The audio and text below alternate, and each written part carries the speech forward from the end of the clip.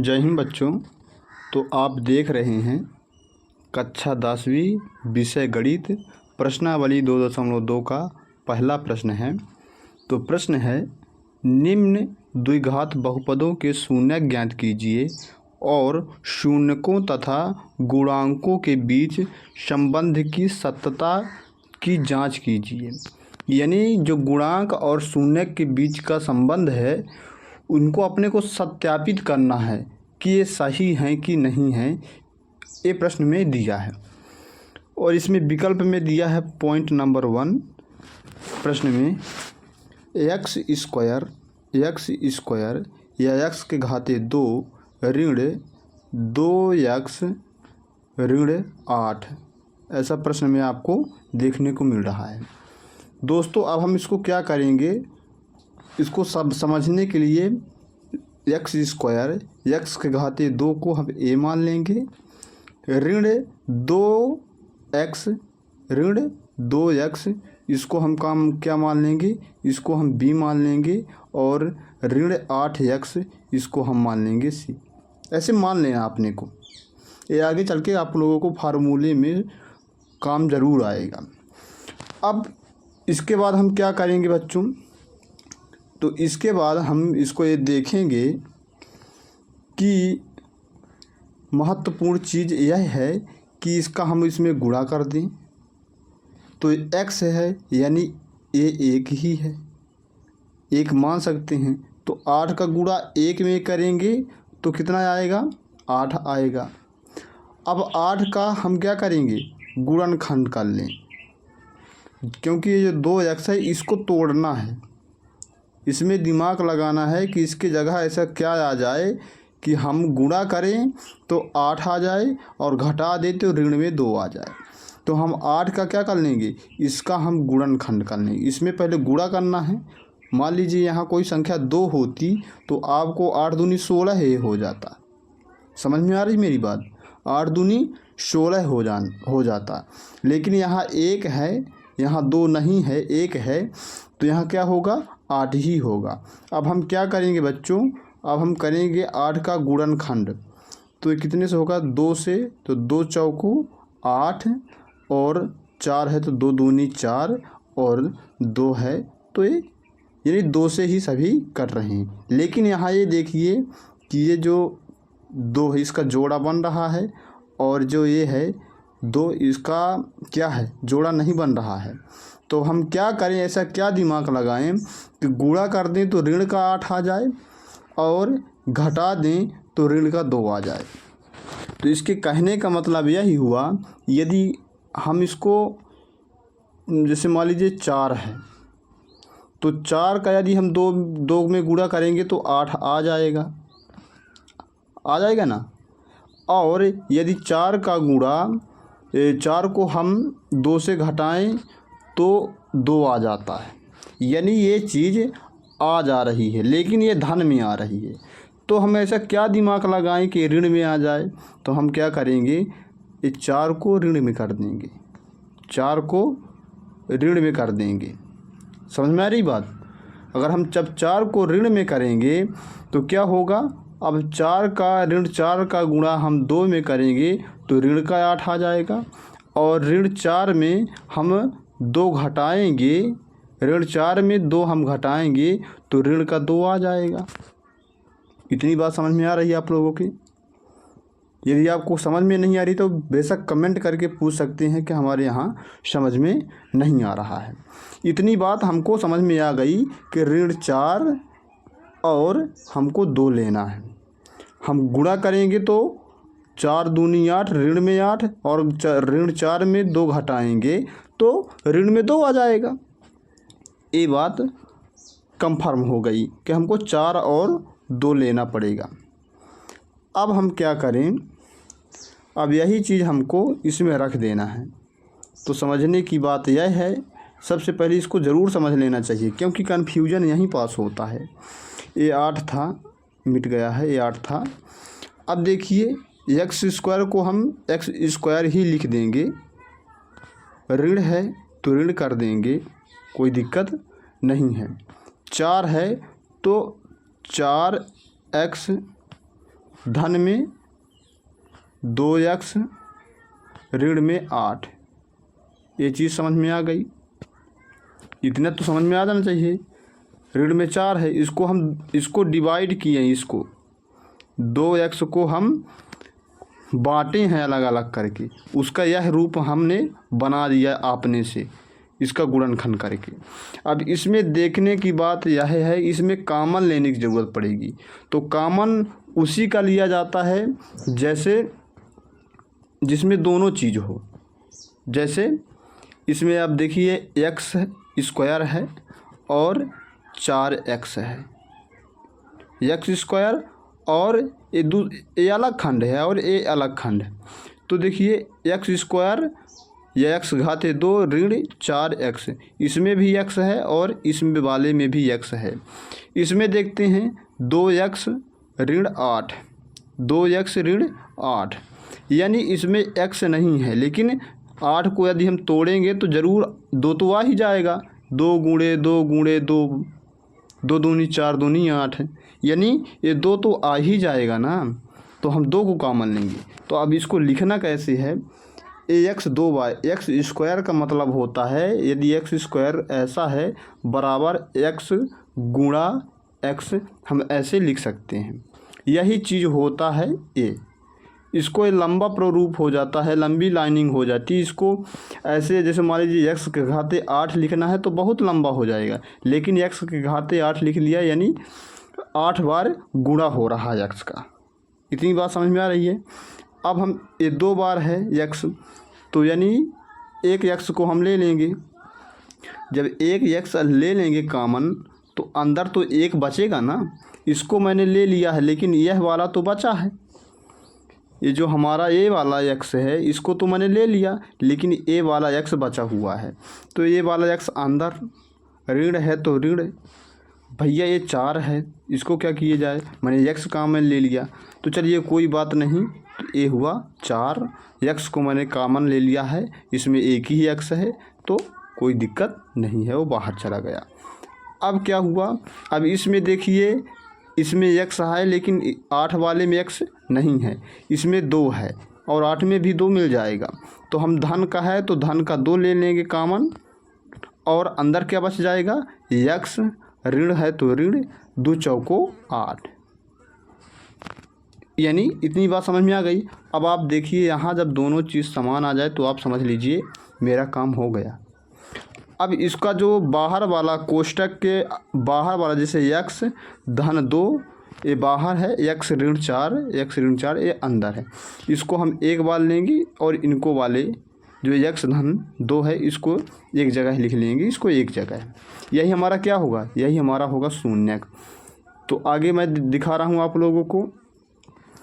तो ये हो गया x धन 2 और x ऋण 4, ये क्या हुआ, हमारा शून्यक हुआ। यदि अब कहते हैं यदि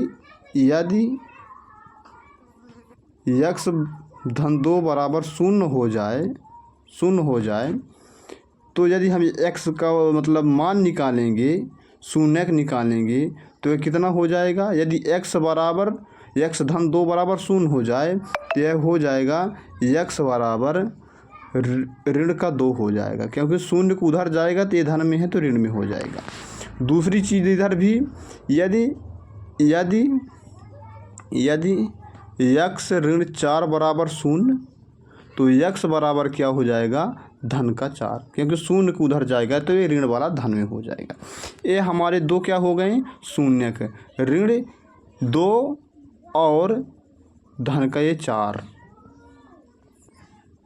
ऋण 2 और 4, ये हमारा क्या हुआ, ये हमारा हो गया शून्यक। अब प्रश्न में लिखा है कि शून्यक का क्या करना है, सत्यापन या सत्यता की जांच करनी है। तो हम लिखेंगे सत्यता की जांच, सत्यता की जांच। सत्यता की जांच हम करेंगे तो फार्मूला होता है, उस फार्मूले में हम रखेंगे सूत्र में तो हमको समझ में आ जाएगा। हर व्यक्ति फार्मूले से सब कुछ तो करता है, तो शून्यकों का योग फार्मूला है, जब योग मतलब जांच करेंगे तो लिखेंगे शून्यकों का योग, शून्यकों का योग या योगफल बराबर क्या हो जाएगा, माइनस x का गुणांक बटे में x स्क्वायर का गुणांक। इसका सूत्र भी है, यहाँ मैं लिख दूँ सूत्र है माइनस b बटे a, ऋण का b बटे a। अब शून्यकों का योगफल माने जोड़, यही चीज़। तो हमारा शून्य क्या आया है, शून्य तो 2 आए हैं। अब मैं आपको दिखा दूँ शून्य 2 कौन से आए हैं। हमारा शून्य है x का बराबर ऋण 2 और 4, ऋण 2 और 4। अब हम क्या करेंगे, इनका योग करेंगे।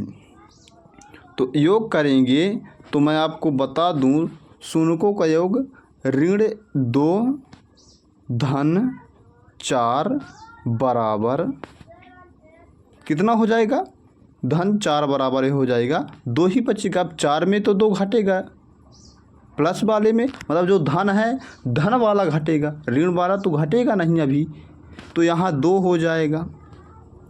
अगर हम इसको ना भी लिखेंगे तो कोई दिक्कत नहीं है, समझ में आ रही बात। अगर हम यहाँ 2 ना लिखें तो भी कोई दिक्कत नहीं है अभी। अब इतना समझ लीजिए। अब बराबर के बाद क्या होगा, ऋण x का गुणांक x बटे x स्क्वायर का गुणांक। अब यहाँ समझना है माइनस b बटे a। तो हमारा जब सबसे पहले मैंने कहा था इसको a मानना है, इसको b मानना है और c मानना है, तो क्यों कह रहा था, इसीलिए मैं कह रहा था कि जो हमारा x स्क्वायर है इसको हम a मानेंगे, ऋण 2x को हम क्या मानेंगे, b मानेंगे, ऋण 8 को हम c मानेंगे। मैंने कहा था ना, वही चीज़ तो यहीं करना है। अब वो कह रहा है x स्क्वायर का गुणांक और x का गुणांक, तो आप देख लीजिए यहीं पास है, आपको देखने को मिल जाएगा। x का गुणांक हो गया और x स्क्वायर जो है x स्क्वायर का गुणांक हो गया।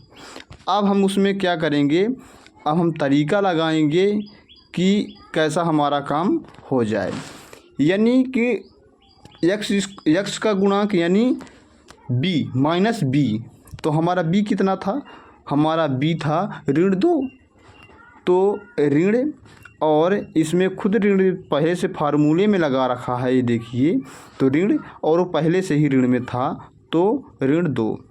x स्क्वायर का गुणांक यानी x स्क्वायर कितना था, 1। आपको दिखा दूँ, ये देखिए मैंने कहा था कि यहाँ क्या होगा, यहाँ 1 होगा। तो x स्क्वायर का गुणांक कितना हुआ, 1 है। अब इसको हम लिख लेंगे। तो x स्क्वायर का गुणांक कितना है, 1। स्क्वायर है तो स्क्वायर कर दो, वर्ग है तो वर्ग कर दो। अब क्या हुआ, अब इसको हम सरल कर लेंगे। तो 2 से अब 4 है, तो अब भाई जो चीज़ संख्या प्लस में होगी उसमें से माइनस होगी। तो यानी ये 4 है तो 4 में 2 घटेगा तो कितना आएगा, धन में 2 आएगा। और जब आप जानते हैं ऋण का गुणा जब ऋण से होता है तो वह धन में हो जाता है। जब समान हो तो क्या हो जाएगा, उल्टा। ऋण ऋण है तो धन, धन धन है तो धन, ठीक है ना, ऐसा हो जाएगा। तो अब इसका कितना हो जाएगा, 2 बटे 1। 1 का स्क्वायर करेंगे तो 1 ही आएगा। अब 1 का भाग भी अगर 2 में करेंगे तो कितना आएगा, 2 ही। यानी हमारा 2 बराबर 2। ये हमारा क्या हुआ, एक चीज़ हमारा निकल गया। सत्यता की जांच क्या, योग फल वाला। यानी ये हमारा क्या हुआ, सही है। जो हमने शून्य निकाला है वो शून्य हमारा एकदम सही है, कोई दिक्कत नहीं। दूसरा योग फल है, अब गुणन फल वाला निकालना है। तो हम निकालेंगे शून्यकों का गुणनफल है। गुणन, सॉरी इसको मैंने इसको गलत कर दिया था, गुणनफल, गुणनफल। शून्यकों का गुणनफल बराबर अचर पद और बटे में क्या करना है, एक्स स्क्वायर का गुणांक, एक्स स्क्वायर का गुणांक। हम आपको कहे हैं कि एक इसमें भी फार्मूला है, यानी सी बटे ए। अब आपको सी देख लेना है, तो आपको सी मैं दिखा दूं। जो हमारा सी कितना है, सी है भैया -8, आप देख रहे हैं ये -8 था, तो सी हमारा कितना हुआ -8 और एक्स स्क्वायर का गुणांक यानी 1 का स्क्वायर, 1 का गुणांक।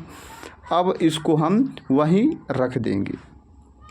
तो शून्यकों का गुणनफल तो यानी -2 गुणा 4 बराबर अचर पद वही 8 यानी सी बटे, तो सी हमारा कितना था, -8 था और ए हमारा कितना है, ए हमारा है 1 का स्क्वायर। इतनी बात समझ में आ गई बच्चों। अब हम क्या करेंगे, इसको सरल कर लें। अब तो सरल करेंगे तो आपको देखने को मिलेगा कि ऋण का गुणा 4 से -2 का गुणा 4 से हो रहा है, तो -2 गुणे 4 बराबर ऋण का 8 बराबर -8 ही तो है ही है, 1 का वर्ग होगा तो 1 गुणे 1, 1 का नाम 1, ठीक है।